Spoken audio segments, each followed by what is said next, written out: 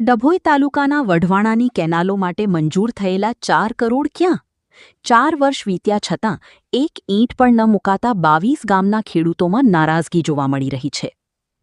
ડભોઈ તાલુકાના વઢવાણા વિસ્તારના ખેડૂતો માટે જીવાદોરી સમાન ગણાતી કેનાલોની હાલત અત્યંત જર્જરિત બની છે. ચોંકાવનારી વિગત એ છે કે 4 વર્ષ પહેલાં આ કેનાલોના સર્વે અને નવીનીકરણ માટે અંદાજે 4 કરોડ જેટલી માતબર રકમ મંજૂર કરવામાં આવી હોવા છતાં આજ દિન સુધી સ્થળ પર એક ઈંટ પણ મૂકવામાં આવી નથી. તંત્રની આ ઉદાસીનતાને કારણે 22 ગામના ખેડૂતો સિંચાઈના પાણી માટે વલખા મારી રહ્યા છે. સર્વે થયો, માપણી થઈ, પણ કામ ક્યાં? વઢવાણા તળાવમાંથી નીકળતી 5 અલગ અલગ ઝોનની કેનાલો મારફતે આસપાસના 22 ગામોને સિંચાઈનું પાણી પૂરું પાડવામાં આવે છે.